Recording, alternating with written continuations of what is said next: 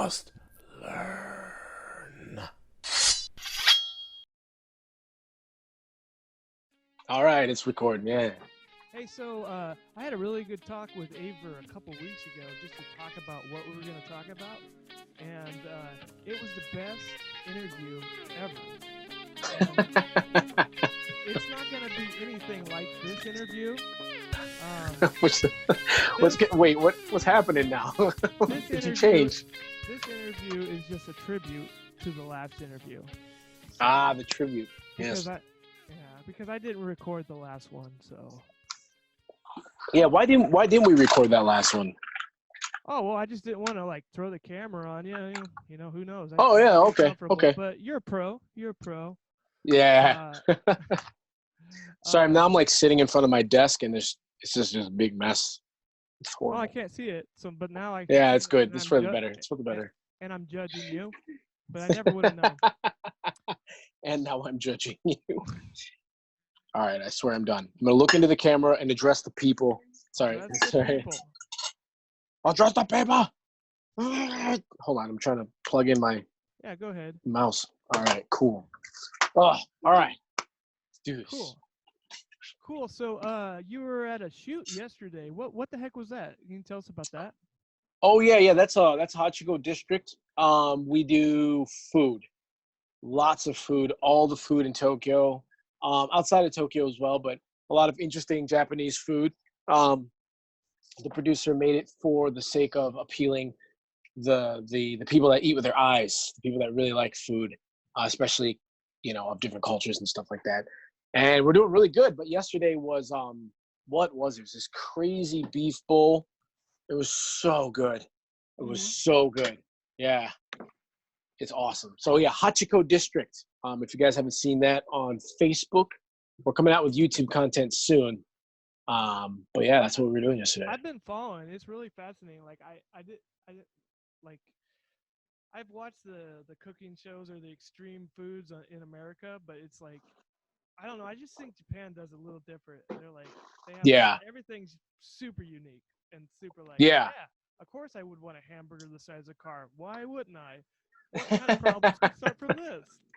Right? Sure, I'll take lemons that are shaped like cats, and I'll eat it raw. Yeah, I call it law cat. That and the ramen, the make your own cup ramen, and the giant gyoza eating challenge. Oh man, I wasn't there for that one. Oh, it was like just a humongous meat pie. Yeah, dude. It was just the giant pocket pie. Wow. Pot pie. There it is. That's the word. That was I wasn't there for that one. I still have the cup noodle. I'm looking at it right now. Oh, I think mine was I can't remember the flavor. I'm never opening it, but can you show they had it, ice cream flavored. Can you show it, or do you have it like in a a chest locked away somewhere? There it is. I got an idea though. I just realized this. Hold on.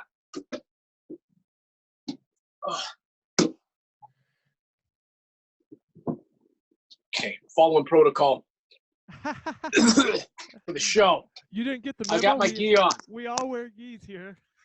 Sorry, we took a real hard right turn. That was an ADD turn. All right, so here we go. This is this is the cup noodles thing. You design your own cup. Oh wait, you can't see it. Sorry. Yeah.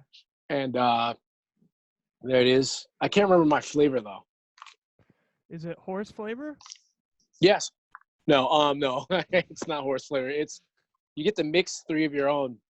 And it was something like I think I did something basic like shrimp, garlic, beef. Yeah. That sounds good.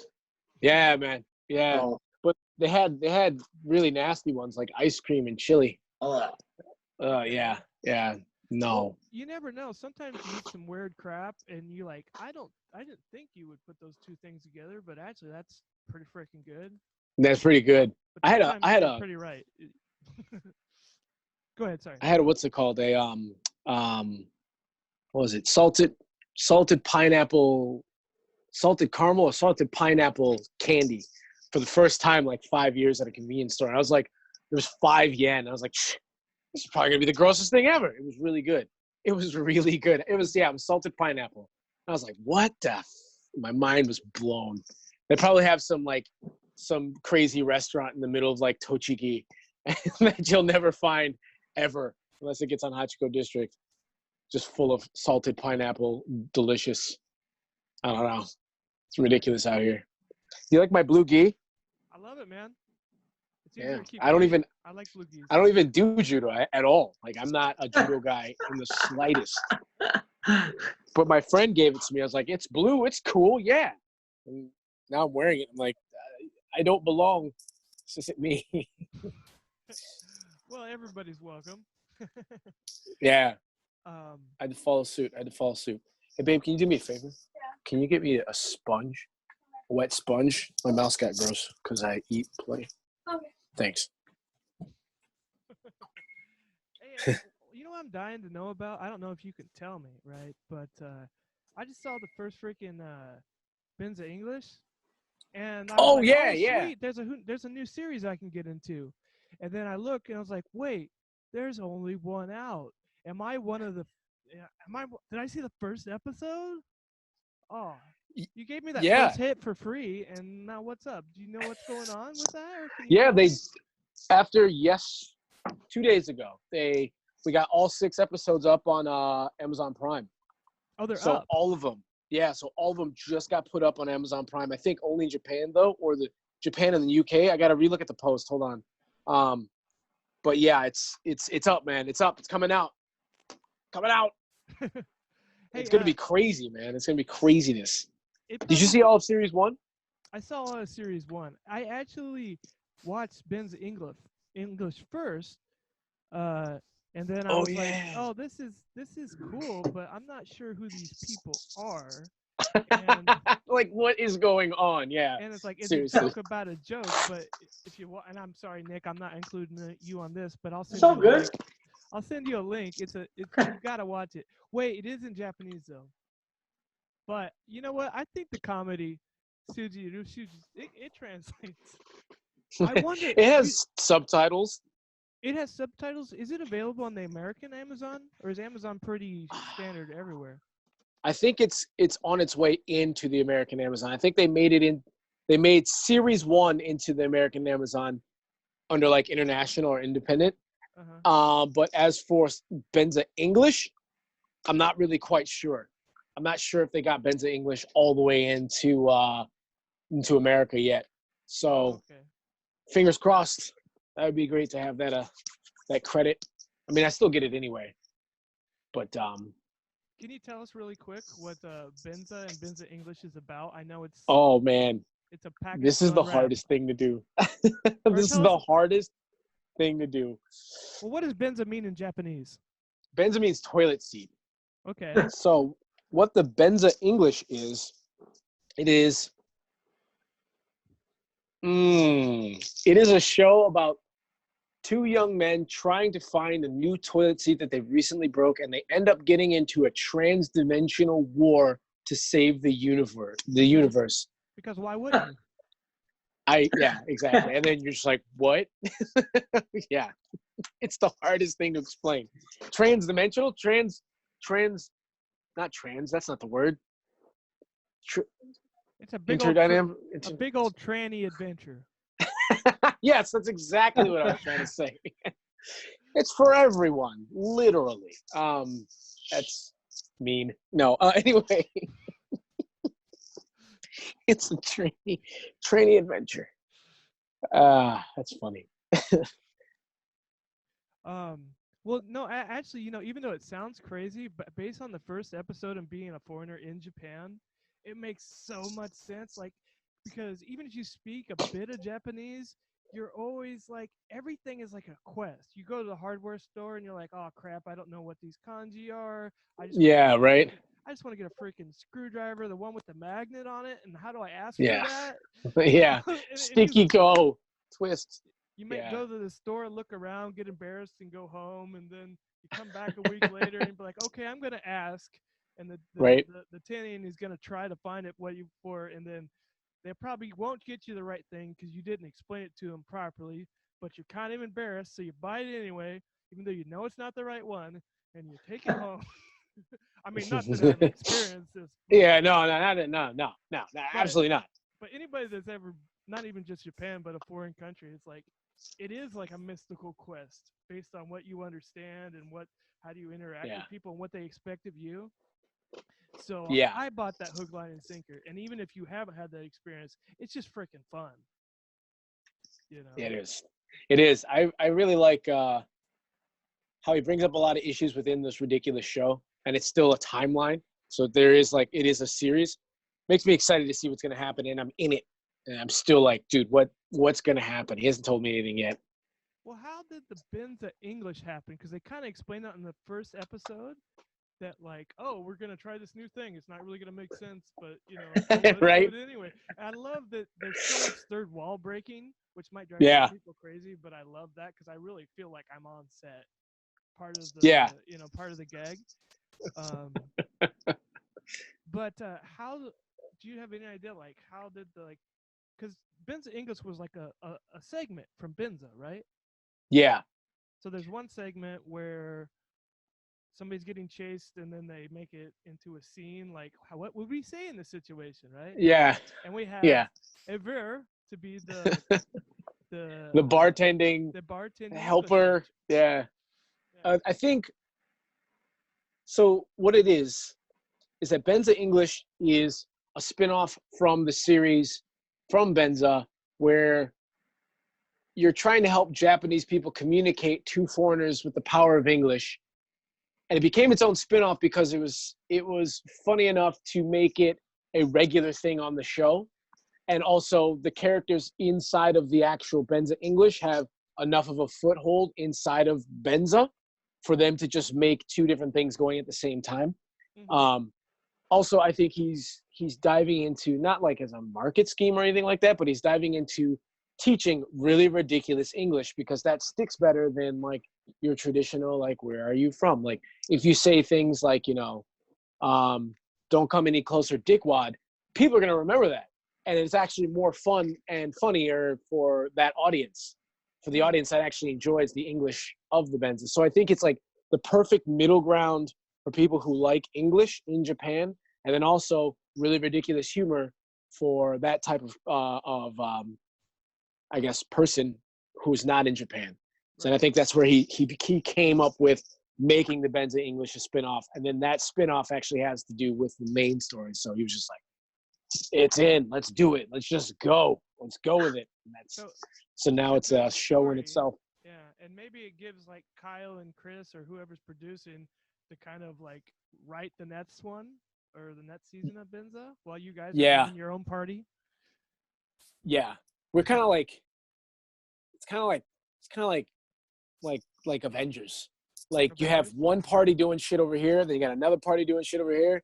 This guy's got his own movie, but it still kind of has to do with the main Uh-huh. event. Yeah, so I'm in that other party, and then eventually we're gonna come together and have a big super whatever the hell's gonna happen fight. I don't know. Yeah. I mean, I even love like I don't get a lot of Japanese comedy. Now that I'm here, I'm Oh like, man, oh, tell me about it, I see why this is funny. I almost can see why people laugh, but I just don't laugh, you know. dude. And Yeah, I know. but this is kind of the exception. I think it's because you guys are working together so well and you're playing off each other. Yeah, That even the English students, what's her name, Dragon Fanny and Naomi or yeah, something, they yeah, are yeah, so yeah, good. Like the way they're acting about being completely like they don't pay attention the whole lesson. They just want to tell yeah, some weird story. yeah. And she Hito asks, and Fanny are hilarious. yeah, and she asks questions that are totally not relevant to the Mm. actual lesson, which is kind of like what we all wonder when we have to sit through a lesson. We're like looking out Mm. the window. Oh, Looking did you around understand like, it? yes, that. Yeah, Did you like, understand the part? yeah. Yeah, I love No, I it. didn't. Man, this thing stinks. Ugh. Yeah, man, you gotta No, no, hang. it doesn't. Maybe it's just me. Maybe it's just me. You gotta let it get some sunlight, dude. Is this? Yeah, you're right. I think I gotta get some sun, something. Anyway, taking this off now. This isn't Well, what I want anymore. well, we appreciate the effort. So your friend, I'm sorry, Nick. what was your friend? Huh?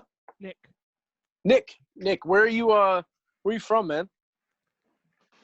Oh well, I was I'm from Iowa. So Colton I met in Iowa City when he lived there, and I was Nice. teaching at the university. He was coaching judo, and I was coaching taekwondo. So we kind of linked up, and I was doing a lot of stuff for Netflix and like at doing stunt work and everything. And then Nice, nice. he had like an interest of a show, and we were kind of like, well, let's link up and do something. So It's awesome, man. And we filmed some stuff in How Iowa. long what's that?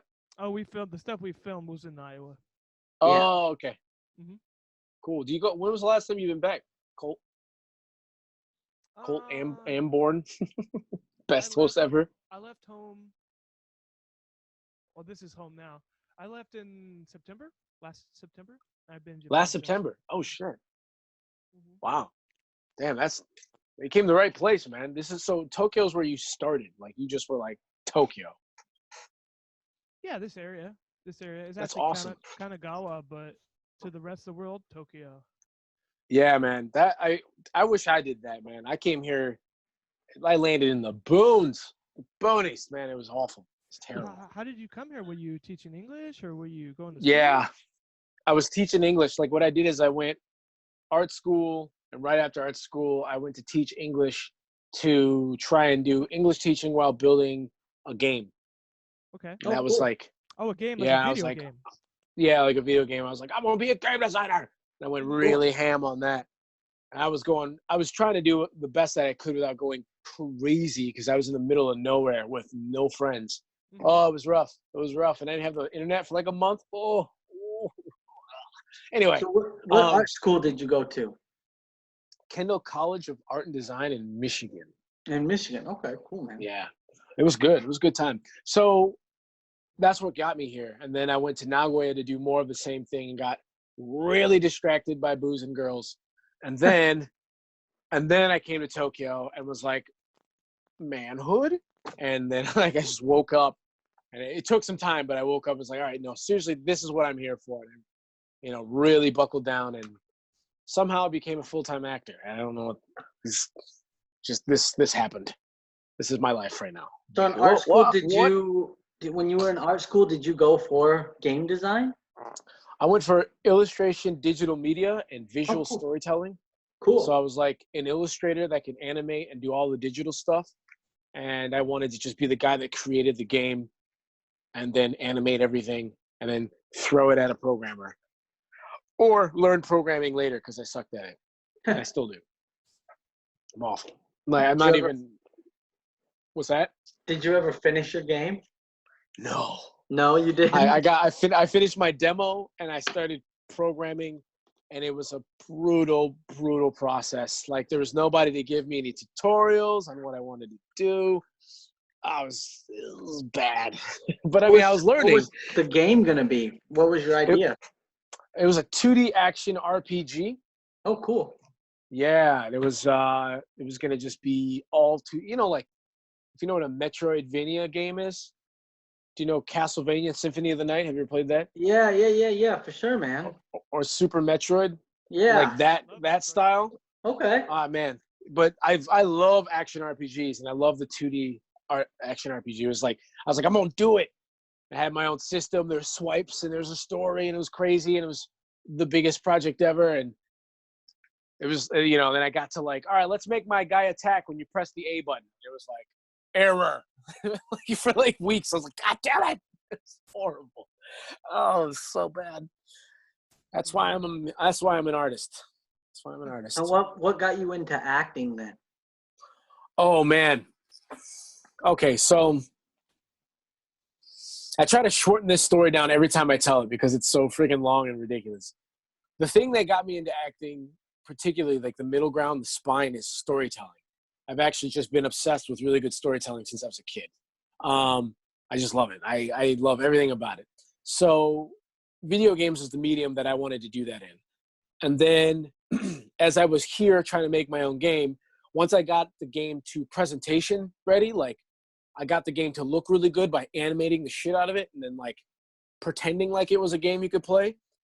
I went out to a bunch of meetups, and a guy that's been working in Sega for like, at this point, 40 years. I showed my game to him, and he went, meh. I was like, this game that I poured my heart out into, like, for real. He's like, sorry. Wasn't And I was like, was it an optimistic meh? Or was it it was like he was meh? impressed. Was it a meh? Meh? It was a meh. It was more of a meh. It was more of a flat line, like, whatever. But like, I told him my plans. You know, I told him we were having drinks and just hanging out, and you know, I let him know how much I love Sega and all the stuff during the golden age, I guess. And long story short, he was like, "Hey, you know, I see your game, I see your presentation. Your Japanese needs help. Your ability to design is not bad, but it needs help. You can't program." He's like, "You could totally get into a game industry. A game company. You can get into the industry, but you can go this way or you can go that way." I was like, "What?" And he was like, "Listen, you could go this way and like work your butt off." And he would literally like give a big sigh. He's like, "Oh, you can work your butt off for like 4 or 5 years in the Japanese industry and it sucks." And I was like, "What?" He was like, "Yeah, man, it's not that good. And there's a hierarchy system. To get money to even make your game, you have to be stupid good and know the game, da da da da da." And he's like, "And you could do that. It'll take you like several years, but you could do that." And I was like, "Okay." And he's like, "And you get paid not so great." But he's like, "But your presentation of your own game shows me instantly that you're not a guy that belongs behind the computer all day." He's like, "You've got all these ideas and your presentation was funny and it was really good." He's like, "Have you ever thought about entertainment and making a bunch of money and then making your own game that way?" And I was like, "Wait, yeah, well, no." And he's like, "You should do that." But like, the thing is like on my way up to making all these games, I was in, you know, the arts and telling stories and all that other stuff. And I naturally just kind of have a performing kind of confidence. And my family, my friends of friends, moms and dads were like, "You should just be an entertainer." I was like, "No, I'm going to make games." You know, like, nah. Like I just put on my stubborn horns and went all the way through it. And then that guy told me that after all the shit I went through and after all my friends been telling me for years. And I was like, "Fine, I'll give it a shot. Fine. And then I went and like registered to a bunch of agencies. And then next thing I know, I got job after job after job. And then a really big job that paid more money than I ever made teaching English in like a very short amount of time. And I was like, okay, I can see what everybody's saying. It's like, I think I finally woken up and took my horns off and then became became a full-time actor. And I haven't looked back since. I'm just constantly doing the acting thing and actually Taekwondo as well, for the stunt acting and stuff like that. So I got to have really good kicks. So I'm a green belt now. You can't see my green belt, but I'm a green belt now in Taekwondo. Well, that's because you have the green screen. It's invisible. It's invisible. I'm actually wearing it. You can't see it. It's on me right now. Nice. So you mentioned Taekwondo. What are some other martial arts you've done? I've done Tai Chi, Kung Fu, you know, Wing Chun, Jeet Kune Do, that whole family. I got into Bagua for a little bit through this type. Yeah, Bagua. I'm not sure. I don't even know what to call it. I think it originated in Korea outside of like, my history is rough. Okay, so yeah, Tai Chi, like the mother of all martial arts, right? Let's just hypothetically say that. From Tai Chi, it broke into like karate and then Kung Fu, yin and yang kind of Kung Fu stuff, you know, for health and then for martial arts. And then I think on the Korean side of things, there's an art called Bagua, and it's all about turning the hips and like really turning your body around and all these really crazy, I'm not gonna say crazy, but it's like a very agile kind of martial art. Anyway, we only dabbled in it, so I can't say that I did it. But in this research group that I was in, there's a Tai Chi Kung Fu research group called the 8 Willows Kung Fu. We talked a lot about Bagua and Tai Chi and all that stuff. We played around with all that stuff, man. It was really fun. It's kind of mystic, and back then the internet wasn't as good as it was, so it was just like, I guess this works. And then we would just, you know what I mean? Just let's just try it. And they get hit in the right? They get hit in the face and be like, no, it doesn't work. And then it's not doesn't apply. And then What else did I do? I did boxing. I did like very little judo. There it is. Very little judo. What else did I do? And then now I'm doing taekwondo. And I know I'm missing something. Yeah, that's it. That's pretty much it. Like mostly Chinese stuff with some boxing background, a little bit of judo, very, very little judo, and then taekwondo. Have you done Bagua, Nick, or have you heard of Bagua? Yeah, but we in Korea we say pagwa. It's like more of a P. Yes, that's right. It's Oh, pagwa. wow. And it's an older form.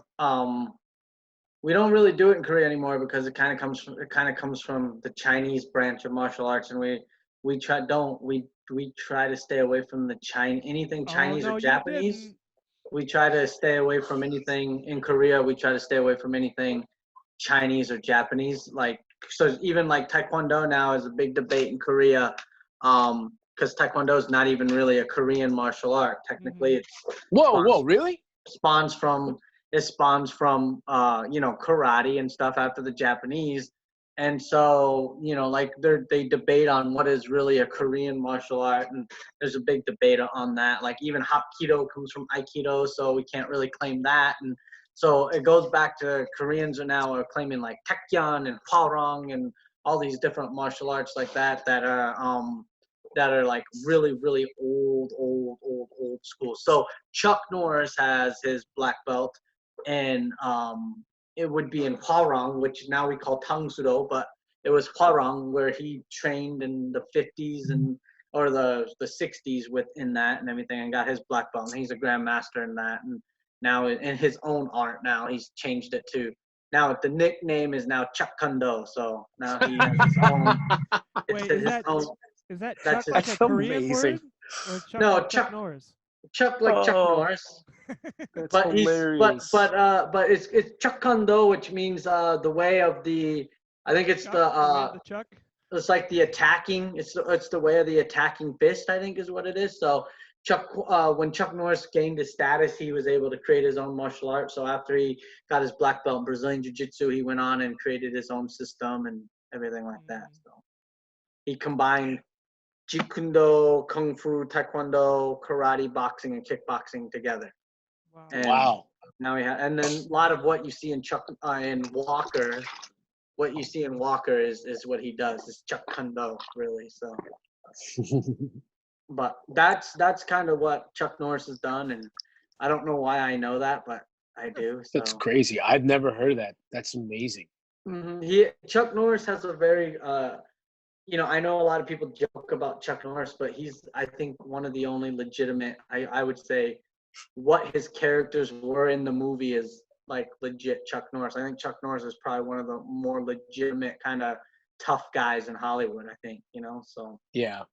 He was back in his day, I mean, there was a reason he was a 12-time, heavyweight champion and retired undefeated and everything. And he was good, and. Oh. Damn. Oh, can I bring up the debate, Nick? So Bruce Lee or Chuck Norris? Oh yeah, you can bring it up. What's your call? We always argue about this, but it's good to have a third person to keep us sane. Who me? Who really wins, Bruce Lee or Chuck Norris? This will be our last. I'd say Bruce, man. Just because of sheer dedication. Like he was just so insane. Like honestly though, if Chuck had the ridiculous body and like muscle like obsession that Bruce had, I would be slighted towards Chuck because he has more, I think, actual pragmatic fighting background. But Bruce was just so stupid with it. He was just like obsessed, and he was like, in my opinion, more flexible and quicker. So yeah, and he was his power, his speed. The one thing about Chuck, I mean, Chuck was a trained fighter and everything, but Bruce and Bruce also, like, if you ever watch the documentary how Bruce Lee changed the world, I mean, he didn't, it wasn't just martial arts, it was weightlifting. He changed weightlifting and the way people weightlift. He changed running and the way people ran. He changed fitness and he changed everything really. So like a lot of people credit him to a lot of things, but we've always Colt and I've always debated that and who we think. I honestly don't know. Chuck Norris and I've watched interviews with Chuck Norris saying that he would win because he was a trained fighter. But in my opinion, I mean, Bruce was just so fast. A lot of people, even like some of the masters that worked out with him, said today, like, there was nobody ever faster. I mean, Yeah.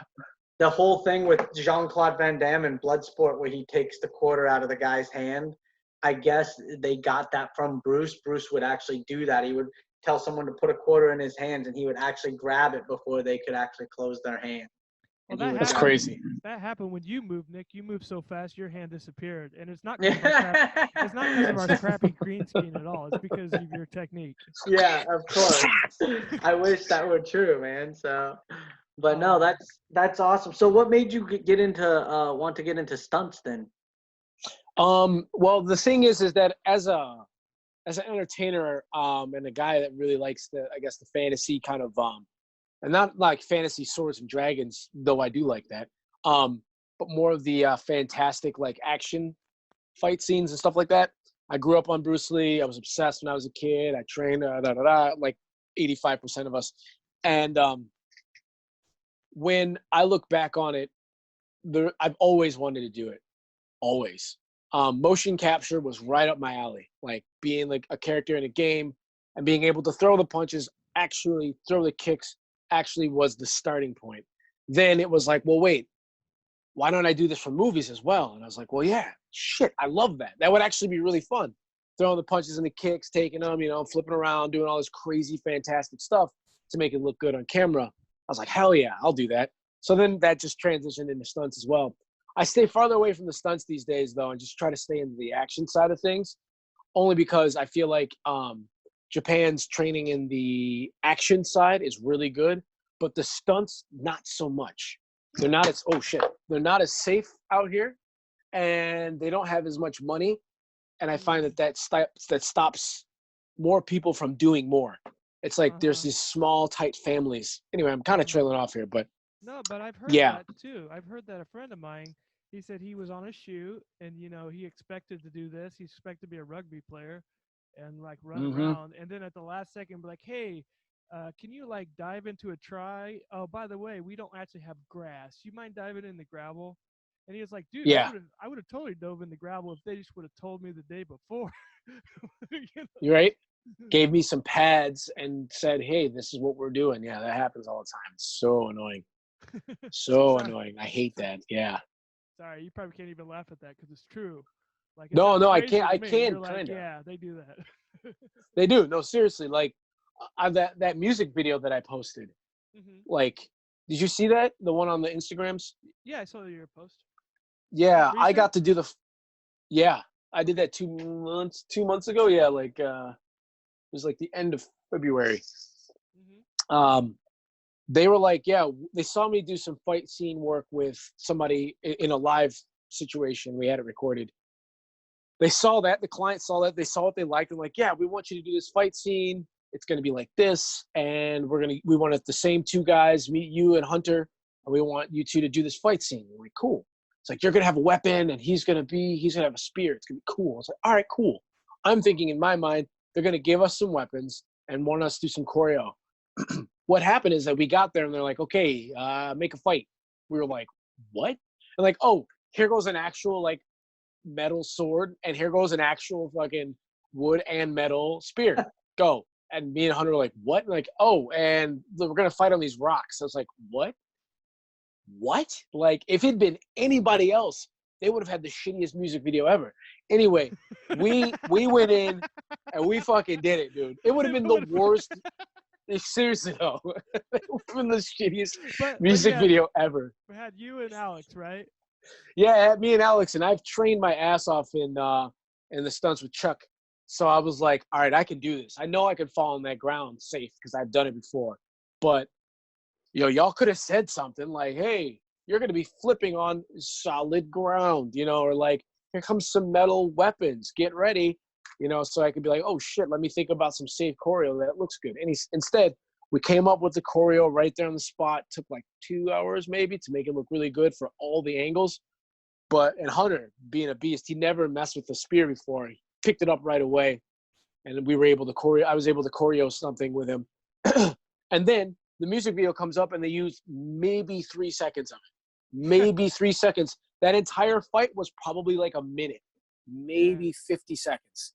And like we were busting our ass. I was getting leg cramps by the end of the day because I had to keep squatting down to duck and do all these crazy forms and poses and shit. It was an awesome experience, and I'm really glad I could put that on my belt. You know, like I do choreo, but man, like y'all could have just one letter, just like, hey guys, here you go, read this before you come on set. You know, something. Just ugh. Wow. Hey, that's an amazing story. I know you said you only got about a half hour, but I hope. Oh yeah. Let's do it again. That was really fun. And yeah, sure. I mean, I got time for one more, maybe a couple more questions if you want. Actually, Zoom doesn't have time for us. Zoom is kicking us off in 3, 2. Are you serious?